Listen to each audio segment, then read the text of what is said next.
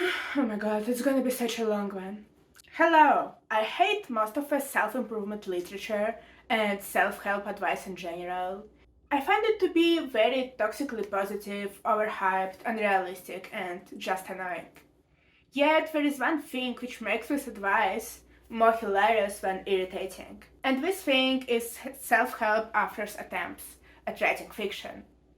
They're just so hilariously bad, but it honestly makes me feel better about myself. And the book we are reviewing today, the 5am Club, is exactly what I expected it to be. A bunch of mostly unrealistic and sometimes even harmful advice disguised by the veil of motivation, with some extremely poorly written and executed fiction added into the mix. Like, seriously, this book reads like it was written by ChatGPT, yet it was released at a time when ChatGPT didn't even exist. And to write like a robot when you are not a robot is, well, an achievement. Now, the general premise of this book is pretty much explained in the title. We meet a couple of main characters who are lured in by the eccentric billionaire who promises them that they're gonna become just like him if they're just gonna become the members of the 5am Club. And to become a member of a 5am club, you need to, well, wake up at 5am. And the couple behaves like absolute parrots, just reacting to everything like, oh my gosh, you're so ingenious and smart, I never thought about it. And by the end of the book, the couple is extremely successful and they happily wake up at 5am. So that's the premise of the book. It is mostly focused on self improvement, and it's pretty obvious that the whole fictional plot was just an afterthought for the author, as he was trying to give his usual self improvement book a new look. So buckle up, get yourself something to drink or eat, because this is gonna be a pretty long run, as I have a bunch of bookmarks in this book to go over. I will talk about some of the stupid advices this book gives, as well as just some pretty stupid and unrealistically written descriptions. Let's get into it!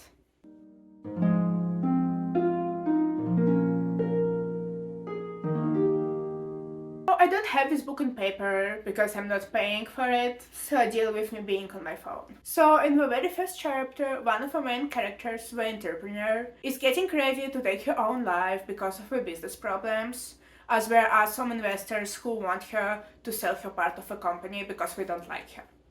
We are introduced to this character in such a dramatic episode in real life, and there is so much to say about her. The way she thinks about life, the way she feels about death, all her contemplations, everything that led her to thinking about this decision first and foremost, and not just some over exit. There is so much to say about this character in just this scene. How long does it take? Well, 2 pages. Here's the first one. Here's the second one. It's 2 electronic phone pages. And this very first chapter outlines a lot of the things which are wrong with this book. This is just not a fictional book, even though it tries to pretend it is, because the author doesn't actually try to understand his characters. Hell, they don't even have names. The billionaire, the mentor in this book, the one who gives advice to a couple, he actually has a name, but the entrepreneur and the artist who we are gonna meet later, both of them don't have names. Initially I thought that it was a conscious choice by the author to show that we don't deserve the names in the beginning of the book, as we're not spiritually advanced enough, we're just with stereotypes, and we're not mature enough to deserve an actual name to be different from everyone else. Yet, by the end of the book, the characters still don't have names. Even though the book shows how much they have grown and how they became extremely influential in their industry. Which leads me to believe that the author was just lazy, he just didn't bother coming up with names. Especially since those characters aren't people, we don't need names. They're merely the stereotypes. And let me read the first chapter in full so that you can understand what I'm talking about. A gun would be too violent. A noose would be too ancient, and a knife blade to a wrist would be too silent. So the question became, how could a once glorious life be ended swiftly and precisely, with minimum mess, yet maximum impact? Only a year ago, circumstances had been dramatically more hopeful. The entrepreneur had been widely celebrated as a titan of her industry, A leader of society. Lol. I have this phrase bookmarked, and it literally says a leader of society bookmarked. Lol. Not a president, she's not in the government, and she's not even an influencer. How is she even a leader of society if her business is pretty much in like a startup phase now? Now, this tendency to grandiosity is extremely noticeable throughout the book. Everyone has to be the leaders of societies, the best, the legends. No mediocrity is allowed because mediocrity is so disgusting. You know, those dirty little people with a dirty little ordinary lives. Ew. No, we only want the greatest people because greatness will necessarily make you happy, right? Right? Anyways, the entrepreneur had been widely celebrated as a titan of her industry, a leader of society, and philanthropist.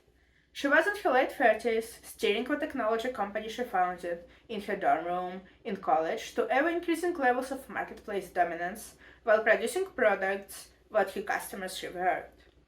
Yet, now she was being blindsided, facing a mean spirited and jealousy fueled cop that would significantly dilute her ownership stake in the business she'd invested most of her life building, forcing her to find a new job. Oh my gosh, the terror of finding a new job. This extraordinary circumstance certainly requires an extraordinary behavior, right? The cruelty of this remarkable turn of events was proving to be unbearable for the entrepreneur. Beneath her regularly icy exterior beat a caring, compassionate, and deeply loving heart.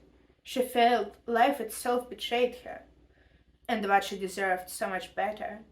She considered swallowing a gigantic bottle of sleeping pills. The dangerous deed would be cleaner this way. Just take them all and get the job done fast, she thought. I need to escape this pain. Then she spotted something on the stylish oak dresser in her all-white bedroom. A ticket to a personal optimization conference that her mother had given her. The entrepreneur usually laughed at people who attended such events, calling them broken-winged and saying they were seeking the answers of a pseudo-guru when everything they needed to live a prolific and successful life was already within them. Yes, exactly, dear. You're just sponsoring the luxurious lifestyle of a guy who's going to teach you how to live your life, yet the only valuable lesson you can take away from it is how to manipulate people to give you money. Maybe it was time to rethink her opinion. She couldn't see many options.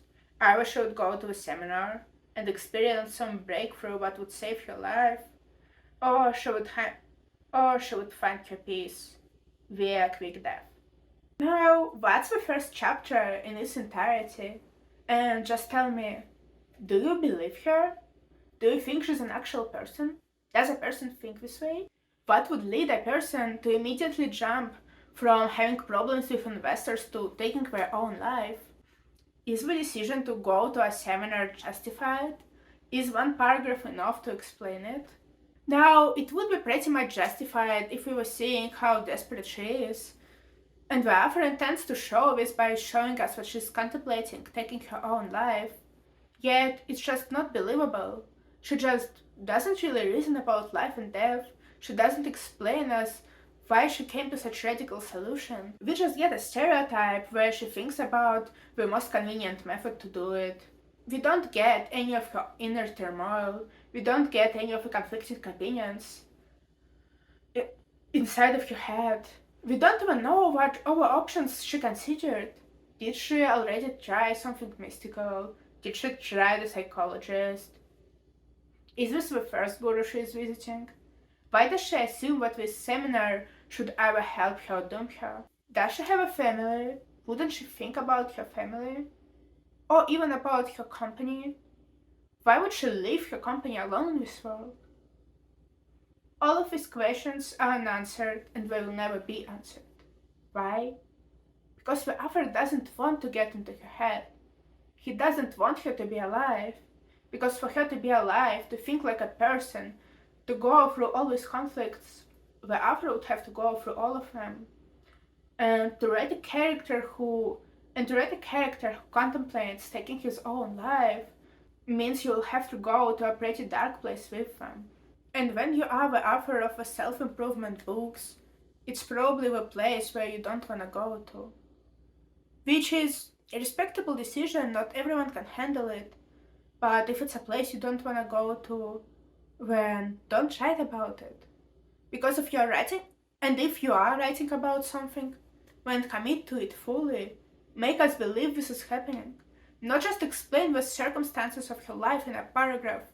Explain how exactly we make her feel and why she's so broken and desperate. Explain what led to it. Just tell us who she is. Tell us something more about her when she is an entrepreneur and where she has problems in business and she doesn't like self-improvement. Tell us why, how, where does she live and who does she think about? Does she have any memories from her childhood which flash before her eyes? Does she have any hopes for the future yet? Is she too afraid to realize them? Or is she simply don't see it? Or does she simply not see in any because she spent her whole life working, so she doesn't envision her life outside of work? What is it about her? We wanna know her.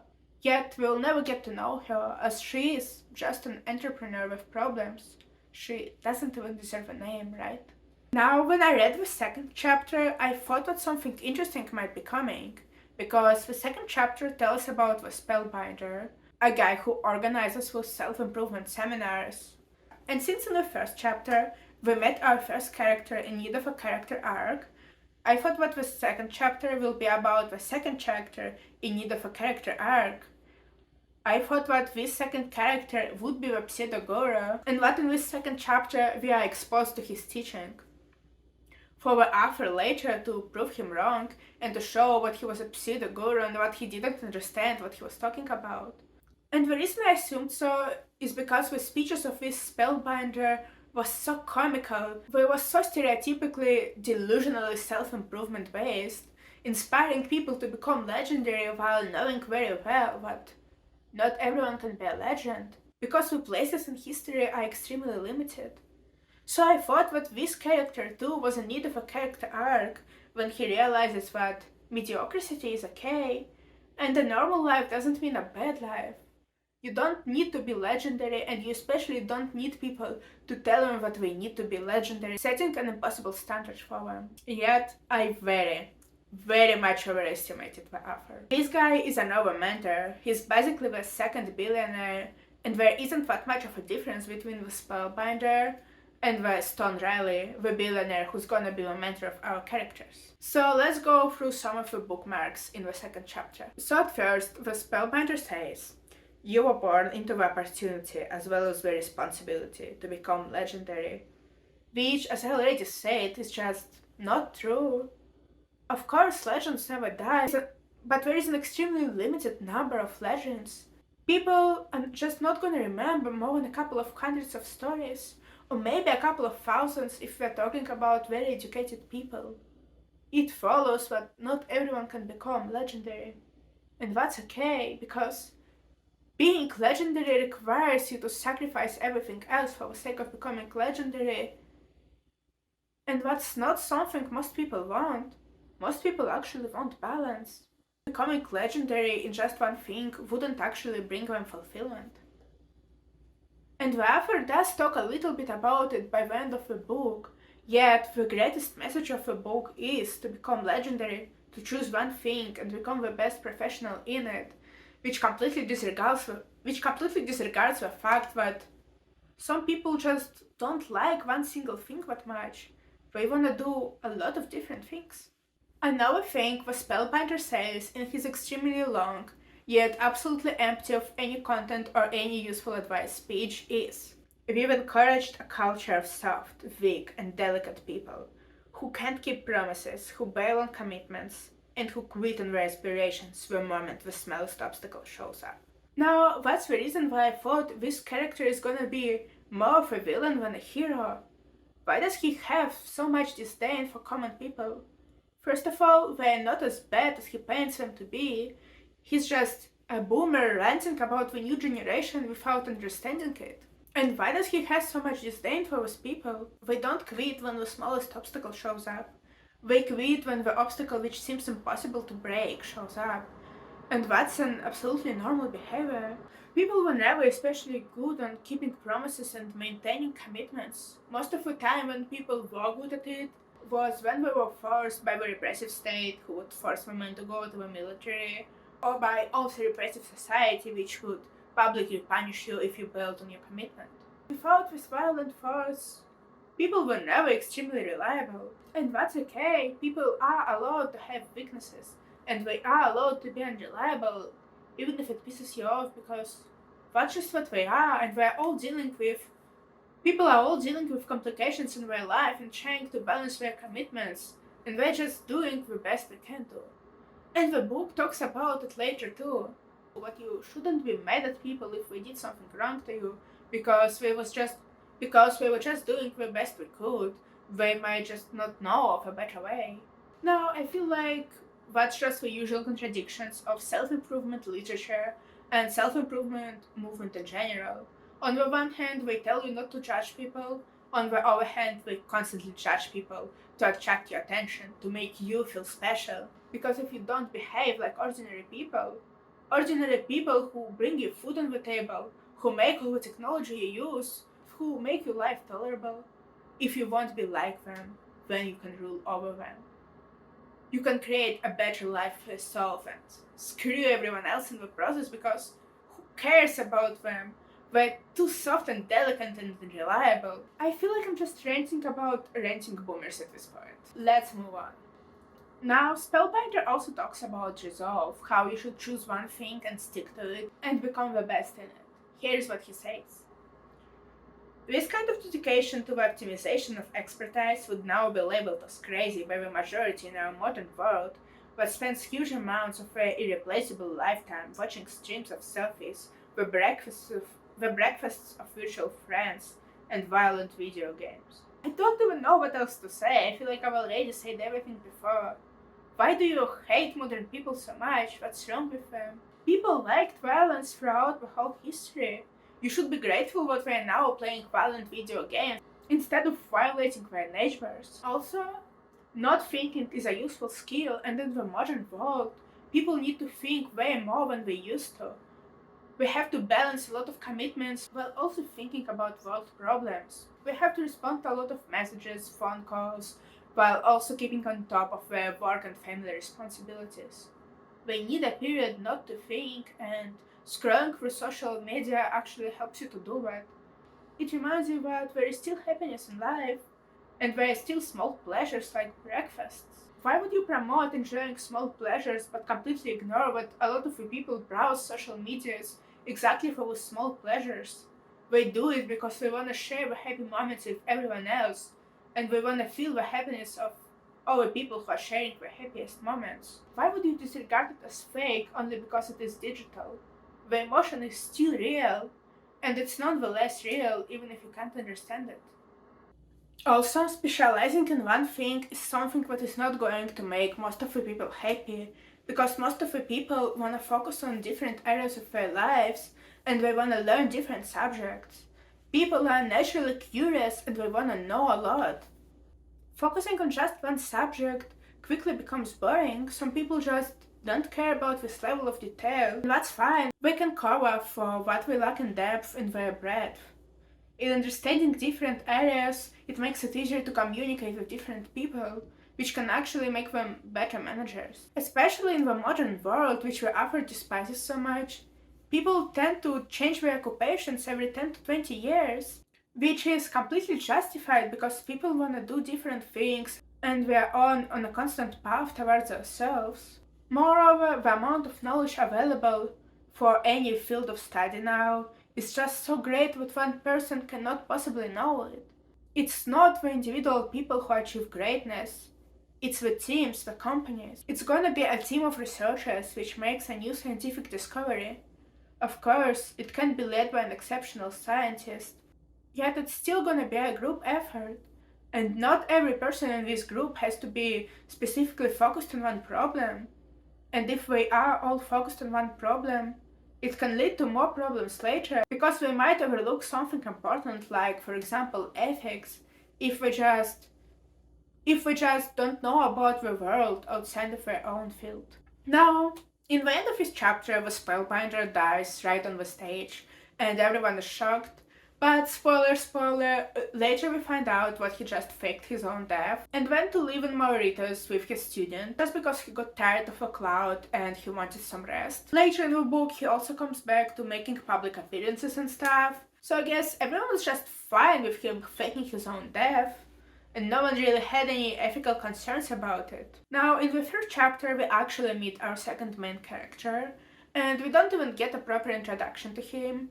Again, he doesn't have a name, he's just an artist. Yet he finds the spellbinder to be motivating, he finds a lot of advice useful, and while the entrepreneur got some characterization, it was just 2 pages and it was pretty bad, as it didn't really tell us anything about her. The artist pretty much gets none. He's a typical bad boy, he appears to be bratty and cold on the outside, yet he's soft and gentle on the inside. Nothing new there. And in general, throughout the book, we won't get to find out much more about him, other than the fact that he likes drugs and he likes procrastinating on his art, while also being very talented. We don't get to find out about his family, about some of his deep inner beliefs, about why he does what he does, why did he revert to drugs, and things like that. His only function is basically to agree with whatever the entrepreneur, the spellbinder, or the billionaire Stone Riley say. And even though the characters constantly talk about him being cocky or skeptical, he very rarely appears that way. Most of the times he just blindly follows the authority. In this chapter, we also get a glimpse of what's to come later, that is, the hilariously bad use of language. As for example, the artist had come to the event to understand how to fuel his creativity and multiply his capability, so he could make an enduring mark on his field by the paintings he generated. Excuse me? I thought this book was written before the ChatGPT era. Why does he generate his paintings? He makes them, he creates them. Hell, he might even paint them, because the author isn't obviously afraid of saying something like paint the paintings. The word generate doesn't actually imply the creative process, which is pretty weird considering that the character is literally an artist, and that's the only thing we know about him. Another ingenious sentence is, her eyes looked sad from old hurts that had never been healed. Do you feel this sadness? It just streams from pages of a book, right? I just found this sentence so hilariously bad and unrealistic that I just had to highlight it. That's how to not express sadness. In general, saying something like her eyes looked sad or her eyes looked happy is a very lazy way to describe the character's feelings. Because most of the times the eyes don't actually look any particular way. People just make judgments about how your eyes look based on the circumstances. If you have the same look on your eyes when someone dies and when you get a good gift, in the first case the people will say that your eyes look extremely sad, while in the second case they will say that your eyes look happy. Then the difference is the circumstances. So if you actually want us to believe that she was sad in this moment, you would be better off describing her eyes' movements. For example, if she looks down and closes her eyes for a little bit, as if trying to fight tears. Also, it's usually not hurts, it's the wounds, which can or cannot be healed. You can't really heal a hurt because a hurt is a feeling. You can heal a wound which hurts you well. Also, throughout the book, we will get a lot of sentences like that.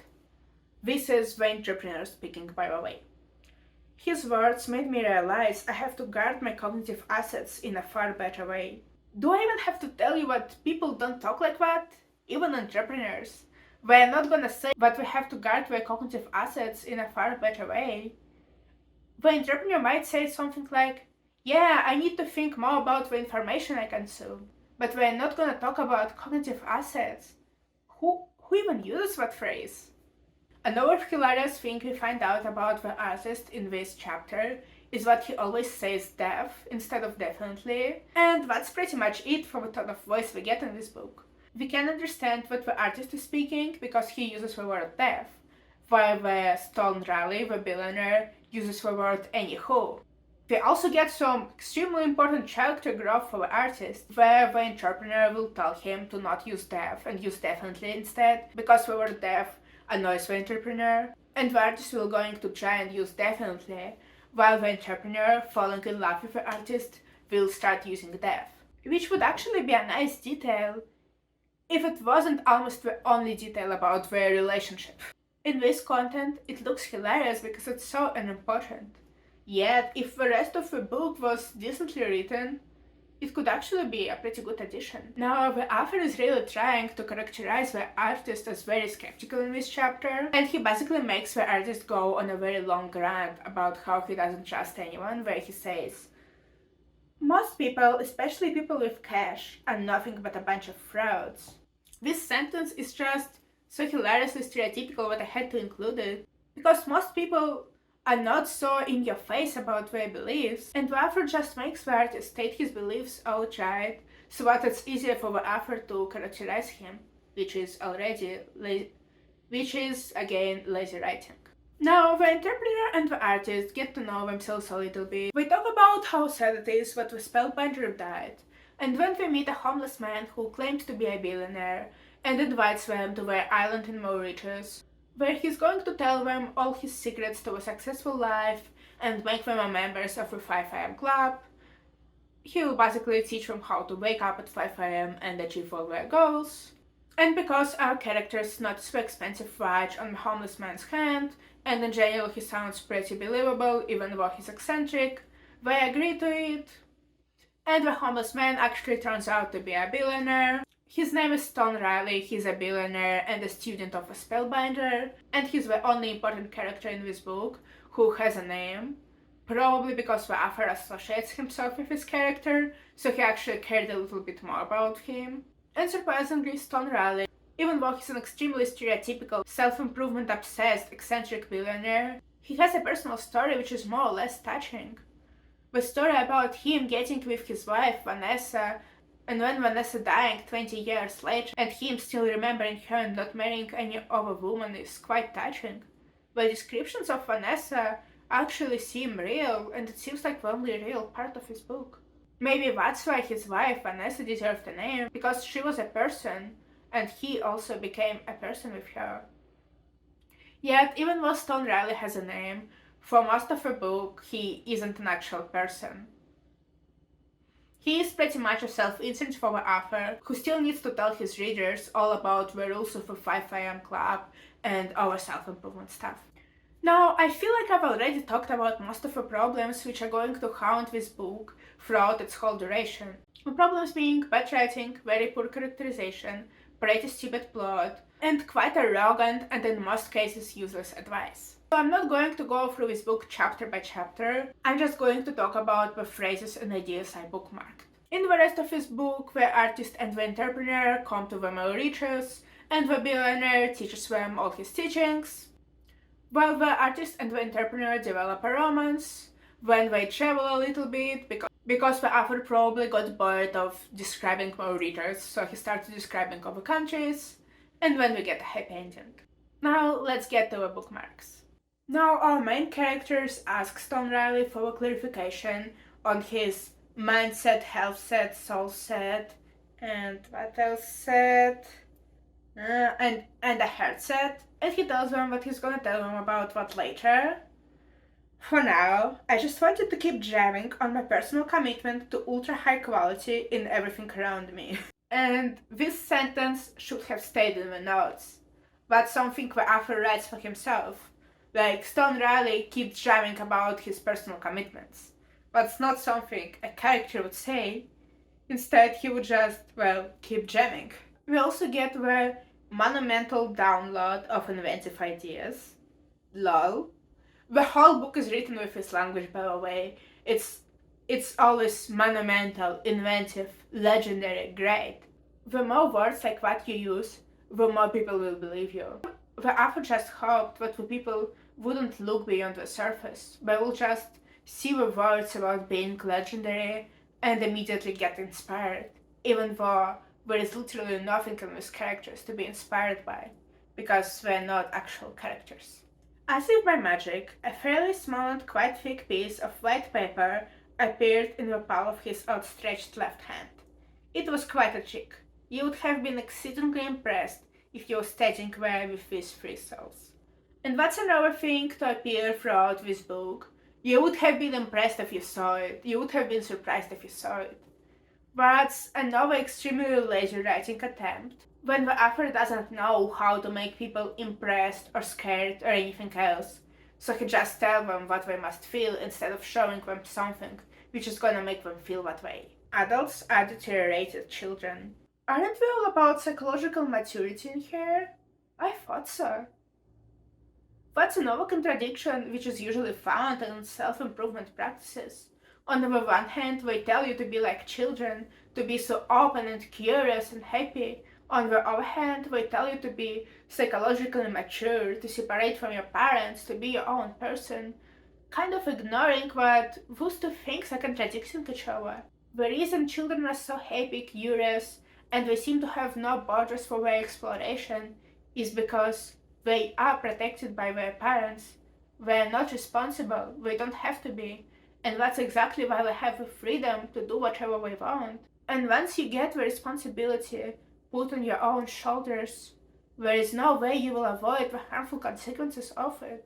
You will necessarily become more restrained, you will realize more borders in the world, because your safety and the safety of others around you will be your responsibility. So you will become more restrained in the things you can do. You will become less curious because you'll have so many problems to solve every day that you just won't have time for it. You can't ask people to be like children while telling them to take responsibility, because responsibility is something children don't fundamentally have, and once they have it, they turn into adults. The homeless man laughed, an odd, guttural, circus clown on acid sort of laugh. What kind of circus did the author visit? And did he see the circus clown on acid laugh? Now, it's one of the first chapters, and the entrepreneur isn't yet dating with the artist, and she still thinks that the Stone Riley is a homeless man, so she doesn't know any of them, and here's what she says. He also has a warmth that reminds me of my dad. I still miss him. He was my confidant, my top supporter, and my best friend. I think of him every day. Now, that's completely normal trauma dumping. Nothing to look at here. Now, we see this a lot throughout the book, where the characters just start randomly opening up because it's time for them to open up. No one even invites them to do it or asks them personal questions. They just start randomly talking about very personal things to people they barely know. Now, probably the writer just couldn't find a better way to introduce the entrepreneur's daddy issues to the plot. The uninvited stranger indicated, surprising his listeners by the sophistication of his insights on team building and winning in commerce. Which again just tells us how we as the audience are supposed to feel. That's not how you write a book, that's not how you make people surprised. Now, another problem with this book are metaphors which just don't fit.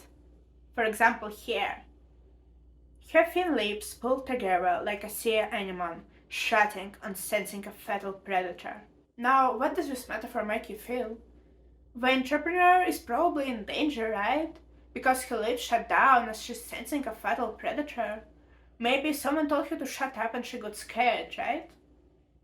No, she's just contemplating her life choices on procrastination. There is no actual threat for her. There is nothing to be scared about, only hurt and sad. So this metaphor doesn't fit. And there are way more unfitting metaphors to come. Everything will be okay in the end, and if it's not okay, it's not the end. He offered kindly, spouting yet another quote from what seemed to be an unlimited supply in his brain. Now, that's just a very weird sentence with the unlimited supply of quotes in his brain. And yet another problem with his book is a tremendous amount of quotes. And it's unrealistic to assume that the characters would actually remember all of them. Yet, I guess that's how self-improvement books are written in general. They just have to be filled with quotes because the authors don't have that much to say on their own, and they can't put it in such good words as the actual writers. So, since most self-improvement books are written that way, the authors just couldn't avoid it. We begin to realize that we are not going to live forever and that our days are numbered. And so we connect with our mortality. Big point here. We realize we are going to die. So the author basically tells us what are the big points and what is important. What may be how you write self-improvement literature, but what's not how you write fiction. You can't tell us what's the big point. You have to make us believe it's a big point. Yes, really special, whispered the entrepreneur. I haven't felt this hopeful, energized, and grounded in months. No, that's just a thing which is going to happen in every chapter. Even though both entrepreneur and artist have a skeptical side to them, we're just gonna parrot and blindly agree with whatever the billionaire says. Then we're gonna say what a special little boy he is and how he's always right about everything and how he's so amazing and cool and we wanna be like him. I'm assuming the point of even having those characters is for readers to associate themselves with them and to also believe that the billionaire is right about everything. Because the characters, you certainly already got to love so much, love him, so you should too. Now the billionaire complains about the people who measure their self-worth by their net worth. Yet the author literally calls the billionaire the billionaire. He gives him a name later, his name is unnecesarily, but for most of the book he just calls him a billionaire or a giant or an industry leader, thus valuing his self-worth by his net worth, which is quite ironic. At some point, the billionaire raised his shirt to show Greek god abdominal muscles. Why does this read like fanfiction all of a sudden? You just can't not give yourself instant character Greek god muscles, right? Now, still on the topic of muscles. Hit me with a stick, shouted the artist, with the enthusiasm of a cat let loose in a parrot shop. That's the way he reacts to the muscles of a billionaire. His mentor, not his loved one. Why? Just why? Why does he have the enthusiasm of a cat let loose in a parrot shop? The cat would be enthusiastic because he gets to catch and eat the parrots. Yet the artist isn't gonna get the same muscles by just looking at the billionaire. Why does he get the enthusiasm of a hunt when there is no hunt?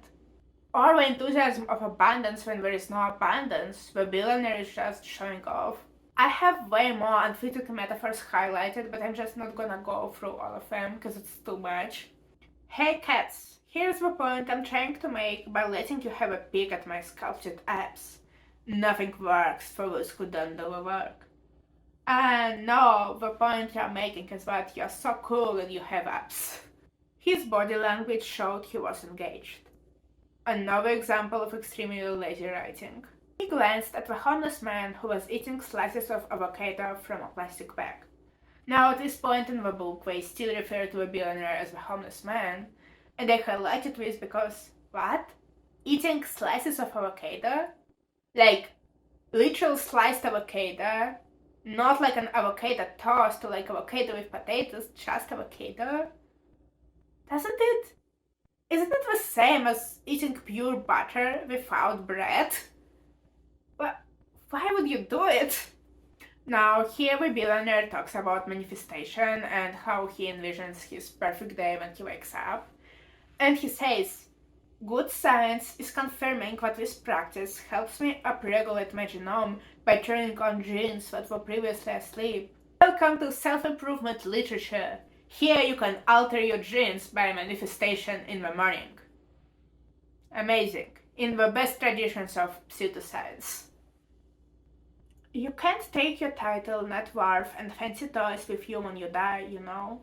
No, that's a pretty popular take, and I have such a deep problem with it because you can't take all the good deeds you did to people to your grave either. You can't take their respect and their care for you.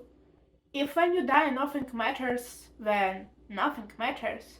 Nothing material or spiritual matters. Well, of course, provided you don't believe in eternal life or something like that. Which self-improvement literature is always quite weird about it. It's not explicitly Christian or even religious, yet at certain points it does refer to eternal life as if it was a fact, which always just rubs me the wrong way. Stop saying death so much, said the entrepreneur. It's getting irritating. The artist looked a little shocked. Okay. Oh, poor artist. Her lips were scrunched together and the lines on her face were arrayed in a series of interesting intersections. Those intersections are so interesting. Could you tell us more about them? Oh, I guess you couldn't, that's why you just called them interesting. Here the billionaire explains why he dressed up as a homeless man in the first chapters. Voluntary discomfort, whether by dressing as I did, or by fasting once a week, or by sleeping on the floor once a month, keeps me strong, disciplined, and focused on the central few priorities my life is built around. Now, that's another very popular idea which I just find immensely stupid. Why would you make yourself uncomfortable for nothing? If you're gonna impose discomfort on yourself, then do it for something that matters. Don't just do it because you wanna get stronger and impose discomfort on yourself. Wouldn't it be the same as just hurting yourself so that you can learn to tolerate the pain? I just find this idea to be so fundamentally backwards and cruel for no reason. If you're actually fighting for something you need, you will just experience discomfort naturally, and then you will actually get a reward for experiencing. Mauritius, the companions exclaimed, as surprised as a vampire waking up to a guarded cloth. Now, in case you didn't understand, the companions are extremely happy about Mauritius. They think it's a heaven's island and they wanna be there. Yet, the other thinks that they are as surprised as a vampire waking up to a guarded cloth. So literally as surprised as a creature which just woke up to their mortal enemy knocking on their door. Why does the author make it sound like we are extremely scared and in danger when we are not? Did he just have a bunch of random metaphors he wanted to insert somewhere? It's a high frequency place. French flavor, tremendous beauty. This high frequency thing is basically a pseudoscience theory that everything in life, every object has its vibrations, and everything vibrates on different frequencies, and the higher the frequency, the more abundance the place or the object has. And I find it kind of hilarious how the author just randomly mentions this in passing, without even seemingly paying attention to what the description as a high frequency means. The artist said his goth meets angry man hostility, now replaced with a more untroubled, carefree, and relaxed demeanor. Goth meets angry man hostility. Just lol. The entrepreneur glanced at the artist for a little longer than was politely acceptable. Now, it's at this point when I realized there is gonna be a romance subplot between the two. And I was right. And it could be an okay foreshadowing if the book was actually filled with all events, all feelings, and all descriptions, so that we wouldn't even notice this. However, the book is pretty bland and boring, so when something like that is mentioned, we know for sure what it is foreshadowing and it's gonna be important later, which just kind of defies the purpose of foreshadowing. It should be subtle. Yet, in a book like that, it just can't be subtle because the world is not alive, it's not full of details we could distract ourselves with. We can immediately tell which one is important and which one is not, to the point where it becomes boring because there is no riddle for us to solve. The man was Eiffel Tower tall, shirtless and bronzed, and sporting a pair of loose shorts with a camouflage pattern. Just imagine a man Eiffel Tower tall. He would truly be a giant, I assume. Why do so many of the heroes of humanity have so little? Now he just talks about how material possessions are not enough here, provides the example of Mother Teresa, which is a very bad example because she was quite a questionable personality and her houses weren't at all that great. But in general, it's so hypocritical to tell people how to earn a lot of money and how to become the leader of the industry and how to be so great and have so much possessions, while on the other hand saying that you don't need that much. If you don't need that much, you don't need to be legendary. You were not born for it. Because if you don't need that much, you can just be ordinary or even less than ordinary and still be happy. Also, a lot of the legendary people had a lot. A lot of the legendary people had everything they ever wished to be. And it never stopped them from being legendary, and the fact that we weren't happy also didn't stop them. You don't need to be successful and you don't need to be happy to be successful and vice versa. The entrepreneur touched one of her fingers on the artist's arm affectionately, as if to suggest we were together in this experience, that we were now a team, and that she had his best interests at heart. The artist locked his eyes onto hers. A gentle grin emerged. What's the development of relationships we deserve? The author just stated everything in plain text. Again, just telling us what happened instead of showing it. Starting your day, luxuriating in the quietude only the early morning provides. Well, that was a sentence. Now the entrepreneur gets a text from her investors who are threatening to kill her if she doesn't leave the company. Here's the text. Leave the company, or else you die. So threatening, right? That's definitely how death threats are formed. It couldn't be just a random teenager fooling around and sending this text to everyone. Rising at 5 a.m. every morning was the main personal practice that made most of what happened, allowed me to become a visionary thinker, gave me a reflective space to develop a formidable inner life. The discipline helped me to become ultra fit with all the beautiful income advances as well as lifestyle enhancements that come with superior health. Now, let's just talk about the main idea of this book for a while. Rising at 5 a.m. isn't exactly healthy, especially if you're not in Mauritius. If you're like in Canada or in Russia, it might actually be pretty bad for you because it's still extremely dark outside, and it's not gonna get lighter in the next couple of hours. And I think it's actually more natural for our brains to wake up when the sun rises, not before the sun rises. Also, the main idea of this book is if you wake up at 5 a.m., you will have time in between 5 a.m. and 6 a.m. when everyone else is asleep to work on your projects and you are more productive in the morning. However, it's just not necessary. You don't need to wake up at 5 a.m. to do this. What if you work from home? You could wake up at any time, just an hour before your work, to work on your personal projects before. Or you might just set your priorities differently and assume that your work is more important. So you just wake up right before your work, be extremely productive on your work, and then come home and work on your personal stuff right before you go to bed. There is no need to wake up at 5 a.m. This number is set arbitrarily and it wouldn't help many people, especially since achieving certain goals would require them to go to bed way later than like 9 p.m. For example, if you wanted to be an actor, you would probably have to work way past the bedtime. And then you would get about 4 hours of sleep if you wanted to wake up at 5 a.m., so you would be constantly sleep deprived, and sleep deprivation is actually a very dangerous state for human brains.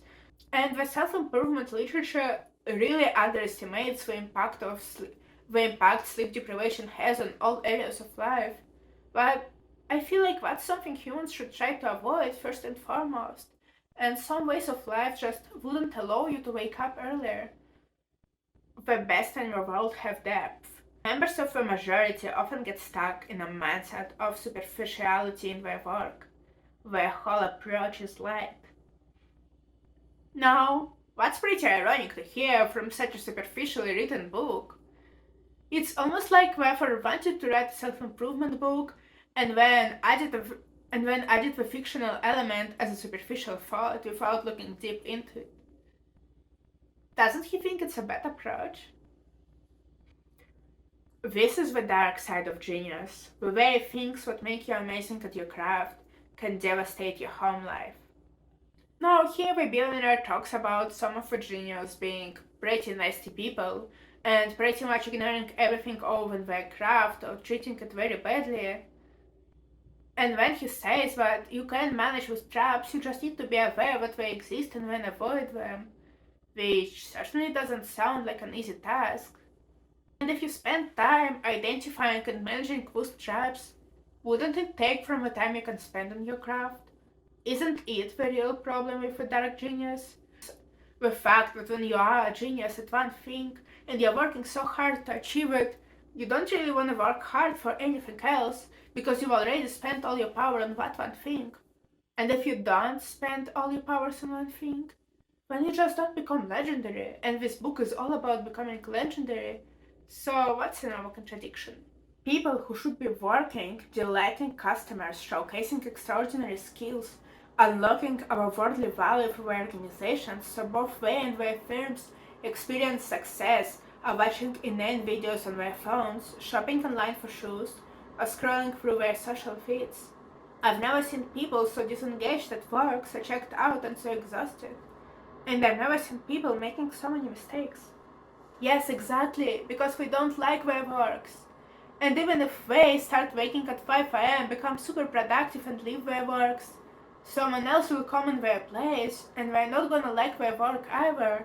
Because most of the work working class people do is not engaging, it's very undesirable. It's simply boring, so what you need to mentally check out.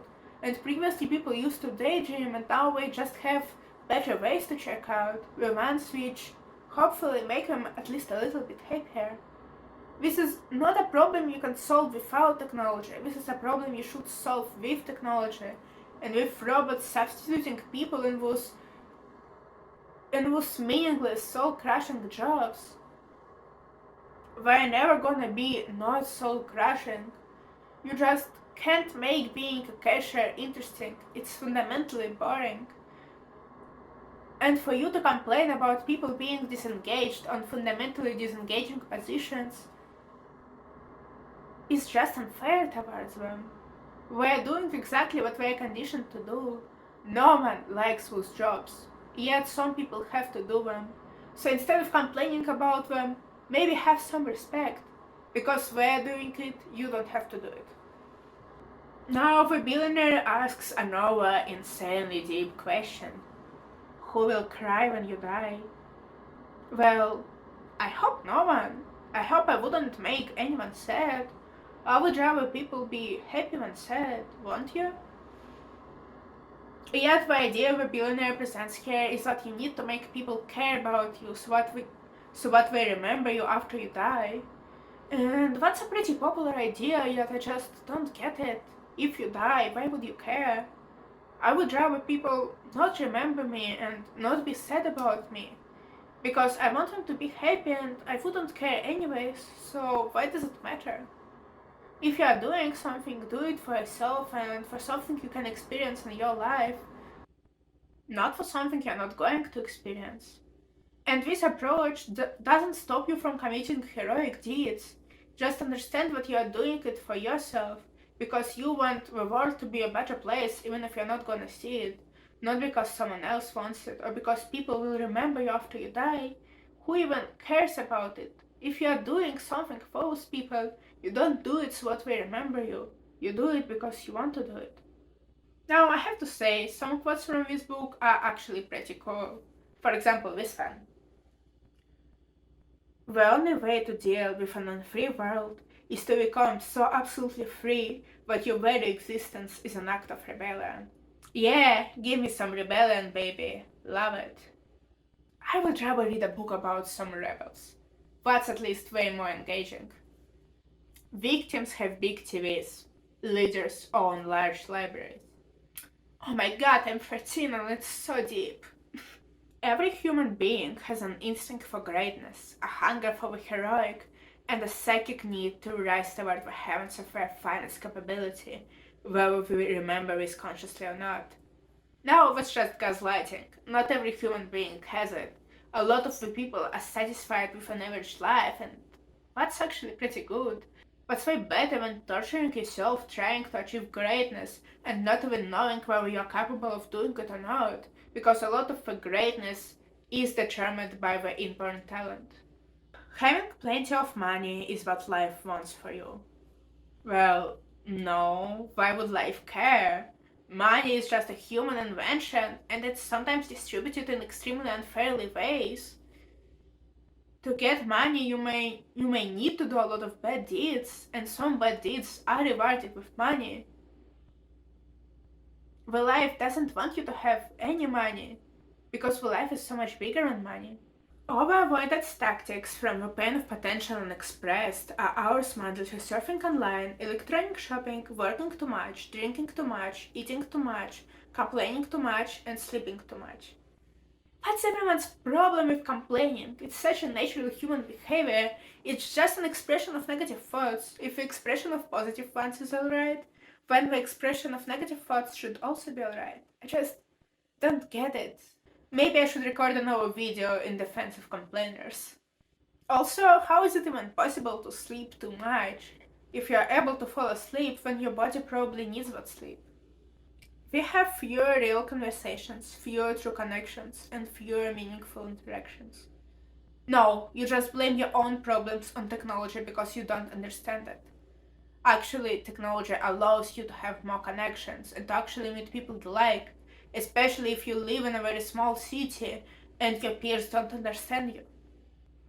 I've known a lot of people who had very positive experience with online friends, and it is pretty meaningful and it gives people the support they need because we know that we're not alone in this world, which is actually a good thing. The artist interrupted with all the energy of a puppy seeing its owner after a long day alone. The artist isn't a needy man. Why is this metaphor for like a needy puppy who is excited to see his owner? That's a very weird hierarchy. Could you name a few of those people quizzed the entrepreneur? No, the author loves the word quizzed. He uses it a lot as a synonym for asked. Who was it who told the author that he can't just use the word said? No, actually I know who it was. Because in the Creative Writing 101, they tell you to use more expressive verbs, and if you can't substitute say by something less frequently used, you should do it. But the reason you should do it is to maintain the mood of a scene, not to ruin it. And the word quizzed is just used as a synonym for said. It doesn't take into account the academical and pretty impersonal context of the word quizzed. In most of the cases, it's simply a bad synonym because the artist doesn't actually quiz, he just asks. And if you can't find a better fitting synonym, it's better to just use said. Or don't use anything at all. Just give your characters different tone of voices and then you don't have to clarify every time who said what. Which is pretty impossible in this book, because in most cases, you wouldn't be able to tell the entrepreneur from the artist, as they all pretty much say the same things most of the time. The great ones understand that it's far smarter to create one piece of art, a genuine masterpiece, that endures for generations rather than thousands of projects that express no genius. Well, no, not necessary. You may have more fun just working on fun projects instead of torturing yourself with writing one masterpiece. Other people might have more fun following that project. You may make more money and end up living a happier life with just a bunch of different projects. And if you write one masterpiece, the world might never discover it, and it will inevitably get lost because not all masterpieces get discovered. We don't actually know what's the greatest masterpiece ever written because we don't know about all of the masterpieces. A lot of them were lost. A lot of them never gained any traction. And it is up to you if you want to write masterpiece regardless of all of it, but it doesn't mean that it's the right way. External always expresses internal. Well, no. There is a complicated relationship between external and internal, and it's not a one-way street. The circumstances around you may impact the way you feel, and the way you feel may impact the way other people treat you. Yet in most of the cases, those things are pretty independent. If anything, your internal depends more on your external and vice versa. If you had a good life, you are going to be happier than someone who was deeply traumatized. It's better to not have any wounds than to try and heal your wounds. Moreover, you may try your best to change a situation and to make your external better, but still fail even if your mindset is correct. Some people are just out of luck. For example, if you lack faith in your ability to get your ambitions done, you'll never achieve them. Well, no. A lot of the famous people have their insecurities, We have self-doubt and imposter syndrome, and it didn't prevent them from achieving what they achieved. There is a correlation between what you do and what you achieve, not between what you feel and what you achieve. Because the achievers are very different and everyone has their own path. And if you want to find it, then look for it within yourself, not within self-improvement books. Baby, what's up? Asked the artist, revealing more of the growing intimacy of their relationship. Baby, what's up? The most intimate phrase ever said. Now, talking about entrepreneur and artist, their chemistry was undeniable. It was as if galaxies had collided. Well, no, it doesn't feel this way at all. It just feels like they had a relationship because she's a woman and he's a man, and they are on this pretty romantic island. The chemistry between them is never actually explained. They're just there, so why not? The way you practice in private is precisely the way you'll perform once you are in public. Well, no, some people are just too stressed in public, and some, on the other hand, just love publicity. So we're gonna perform better in public. The masters and the geniuses and the heroes of civilization all lived hard lives, expanded the billionaire.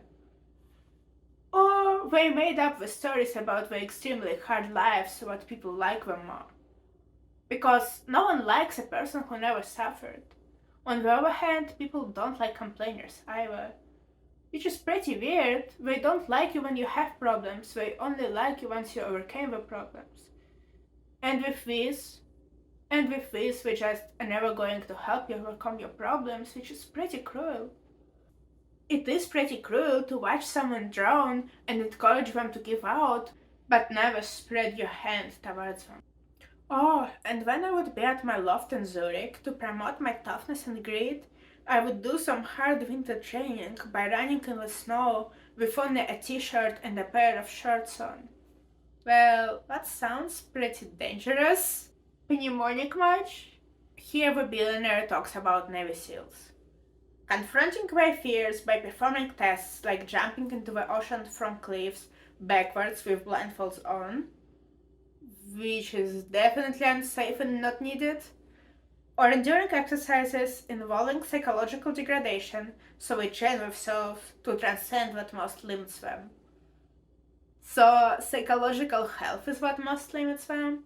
No one should endure psychological degradation. What's not a discomforting experience which will give you benefits, but just a hurtful experience which degrades you, obviously. Here's the thing. As you go through your day, going to meetings, checking messages, and performing tasks, your ability to self-regulate decreases, and so does your capability to handle temptations and manage weak impulses. So don't allow yourself to get exhausted. Yes, exactly. Don't wake up at 5 a.m. Especially if you're like me and waking up at 5 a.m. already takes all of your willpower, and you're just useless for the rest of the day. Again, this book doesn't consider that some people just have very low amounts of willpower and energy to do anything. We have to distribute it extremely, and we can't just waste it on waking up early if we don't need to. Mr. Riley began to cough, a concerning, throaty cough, not an insignificant one. What's just hilarious, this is foreshadowing for Mr. Riley dying in the end of a book, and the way it's done, like it could be okay without the last sentence, but the sentence, not an insignificant one, doesn't even hint. It tells you what his health situation is bad. If it wasn't hard initially, it wouldn't be real and valuable change. What's up with this idea that all significant change comes from suffering? No, you can be happy and still change and grow. You don't need to be put into terrible circumstances. You don't need to suffer. Sometimes it just happens because life is cruel, but it doesn't mean that it's the way it should be.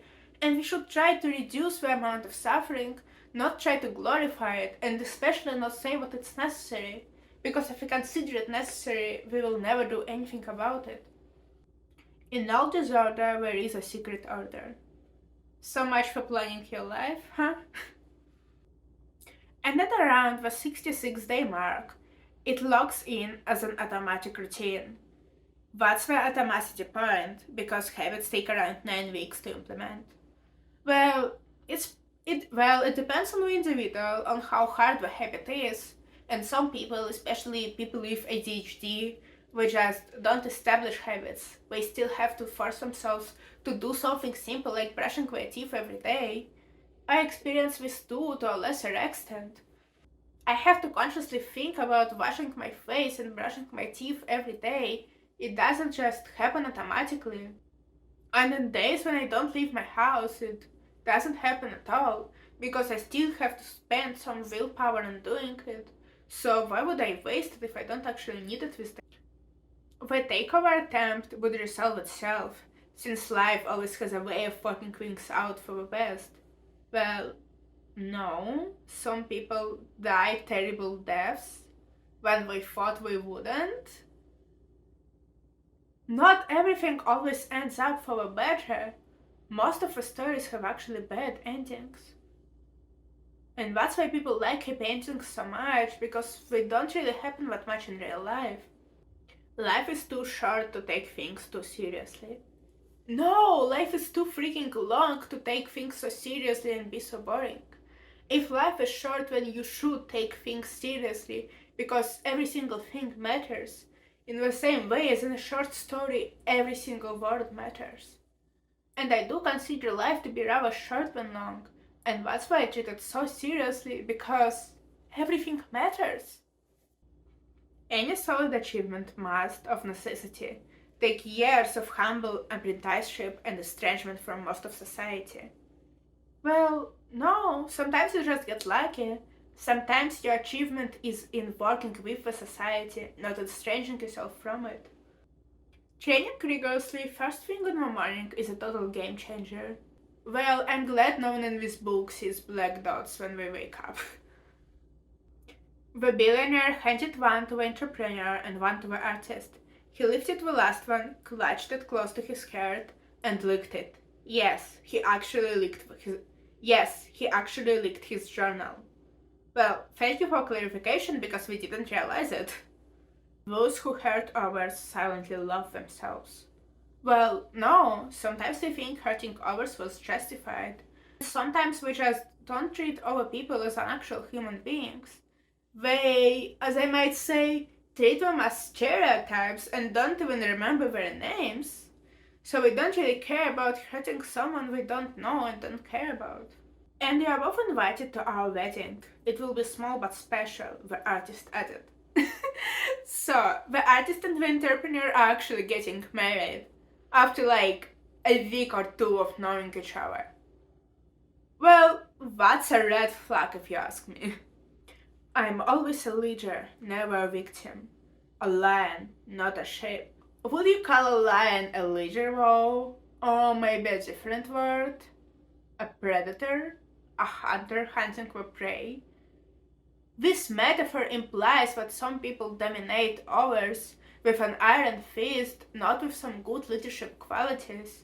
And I'm not sure whether that's what the author meant, or whether it's just another poorly chosen metaphor.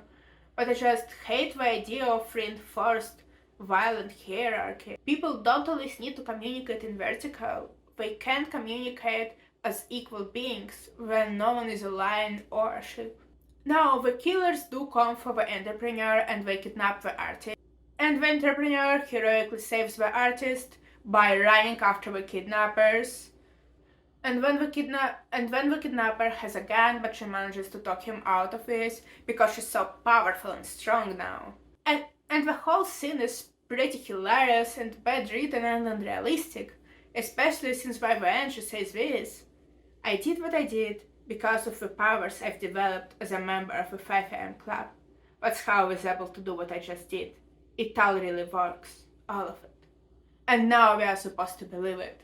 You will be able to fight kidnappers if you join the 5am club.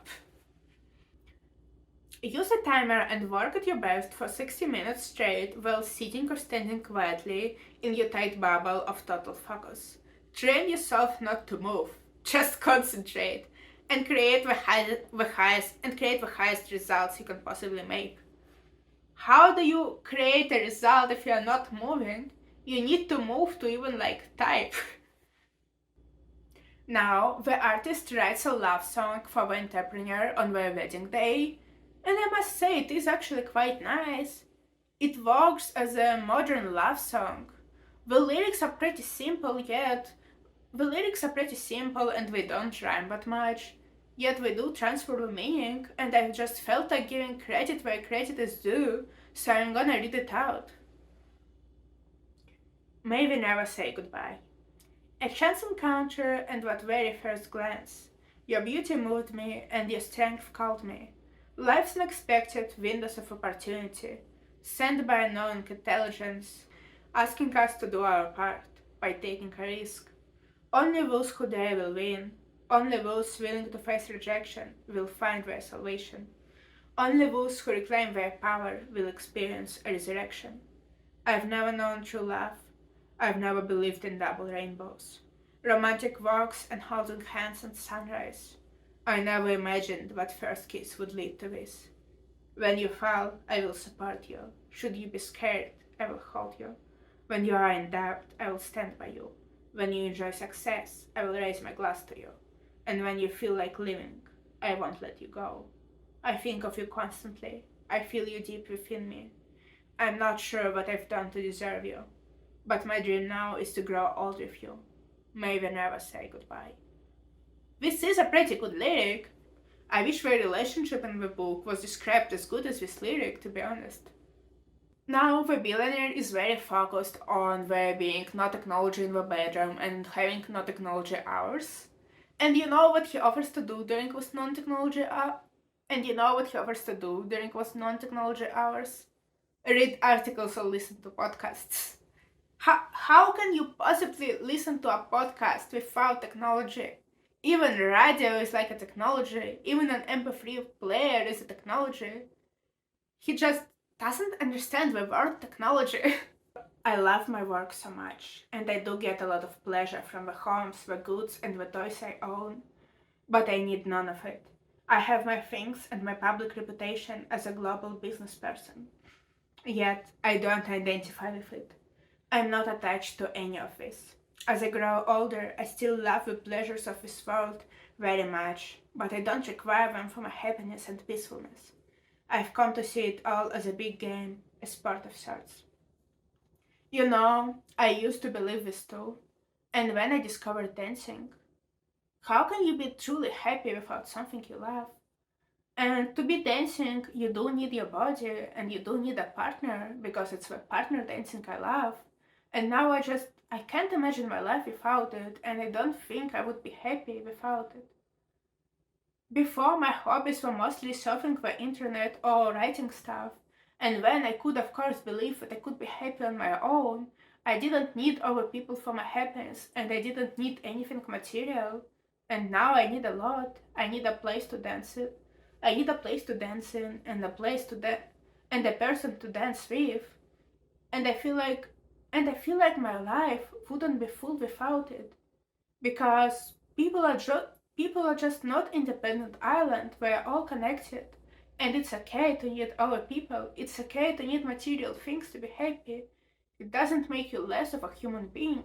If anything, it makes you more of a human being, because human beings are defined by their circumstances. And you don't need to be a monk, you don't need to be independent, because the price of complete independence is literally everything else. And I don't understand why any single person would want to pay that price. Personally, I choose not to. Poverty is the consequence of an inner condition, not an outer situation. There is just so much wrong with this sentence, I don't even want to talk about it. Just think about millions of children who are born into poverty. Just a thought. By positive expectancy, I simply mean to tell you that I always maintain a mindset where I expect money will come to me regularly and from highly unexpected sources. You mean like winning a lottery? Shouldn't you trust in yourself and not just buy lottery tickets? Much of the sadness in our culture is because too many of us don't have enough money. This need not be so. Is this like an anti-capitalism book? It doesn't read like one, that's for sure. Especially since poverty is an inner condition. When a person becomes happy and fulfilled, it doesn't make him not poor. It might actually work the exact opposite way. A person is just unable to be happy when he is poor and his very basic needs are unsatisfied. But once he becomes richer, he becomes happier. So people think it works the other way around. While it is not, and the external conditions can defy the human experience. Now, in the end of the book, the artist and the entrepreneur are married, they are the members of a 5 a.m. club, they have a child, and Mr. Stone Riley dies peacefully, while the spellbinder is still alive and back to business. And in the epilogue it says, the entrepreneur and the artist are still members of a 5 a.m. club running the 20-20-20 formula every morning, well before daybreak. I mean, really? We literally had a newborn. Are you telling me we were waking up every morning at 5 a.m. and spending time to themselves before 6 a.m.? No, when you have a toddler, you wake up when he wants you to wake up, and you do whatever he wants you to do. That's just unrealistic.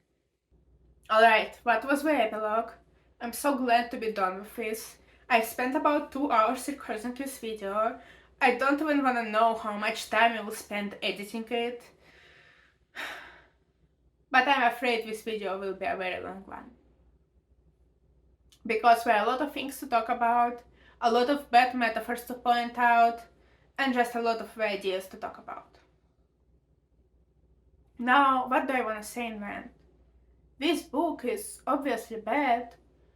The self-improvement advice is superficial because some of the self-improvement content was sacrificed for the sake of this book being fiction. Yet the fiction is extremely superficial. The characters are just parents. The characters are just parrots existing there to praise the spellbinder and the billionaire. They don't have actual personalities, they don't even have names. All their relationships and traumas are very superficial. The plot is not interesting and extremely obvious. We already know how each of the plot points is going to end. I didn't even tell you that the billionaire solved the problem with the entrepreneur's enemies by buying all the parts in the company, so that the entrepreneur pretty much had no competition. I didn't tell you that, but you probably already assumed that the billionaire would just solve the entrepreneur's problem. The plot is not engaging, there is nothing surprising or mysterious in it. Or maybe even the fact that the spellbinder faked his own death. The action scenes are unrealistic, and the feelings of the characters feel made up. The book is extremely repetitive. It always talks about being legendary, and this talk gets extremely old after about 10 pages of it. It also has a lot of toxic ideas like waking up at 5 a.m., which is way too early, being as productive as possible, which isn't very healthy, striving for being legendary, which is extremely ironic considering that this book isn't legendary. That's the exact thing it tells people not to do.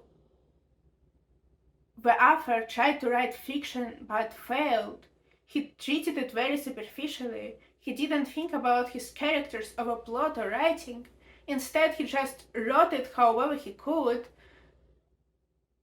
pretending to be an early version of ChatGPT, telling and never showing. And when he sold it to thousands of people, telling them not to be like him and to strive their work to be legendary, to be absolutely spotless, while he himself didn't do it, he just didn't care enough about writing good fiction. Now, author not caring may not be the only reason why this book is bad. Well, since this book used so many quotes, I'm gonna loosely quote Tolstoy. All happy families are happy in the exact same way. All unhappy families are unhappy in their own unique way. That's what he said about actual families and about writing about those families. Now, the same idea applies to writing. It gets boring to write about happiness and positivity and being legendary because it just gets so repetitive. Everyone who talks about happiness talks about the same thing. On the other hand, there are extremely many undertones of unhappiness. People can be angry, sad, scared, desperate, frustrated, depressed. Suffering is just way more interesting to talk about. And every fiction requires conflict. And to write good fiction, you need to understand conflict and you need to understand suffering. You need to see the life through those lenses. You need to get into the heads of your characters and walk their paths with them.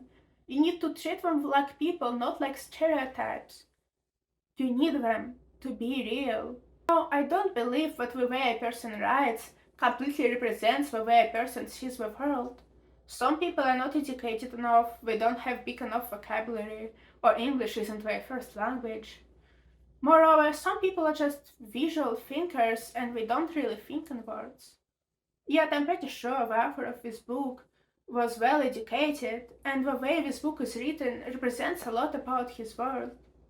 It's simple, it's superficial, it doesn't have it doesn't have any real drama, and our people are just puppets and dolls to be inspired and motivated. What we feel and how we think doesn't matter. What matters is for them to strive to be more productive and to buy his books. Overly positive view of his world, with his deeply ingrained fear of experiencing bad feelings, to the point where you even refuse to contemplate them. You refuse to read the news, you refuse to empathize with the problems of our people, you refuse to get into their hand and relate to their suffering. With all of this deep fear of negativity, you will never be a good fiction author. And if you ever decide to become a good fiction author, you will have to accept and explore and become greatly familiar with the dark side of this world. It might be terrifying, but I promise you, it is extremely interesting.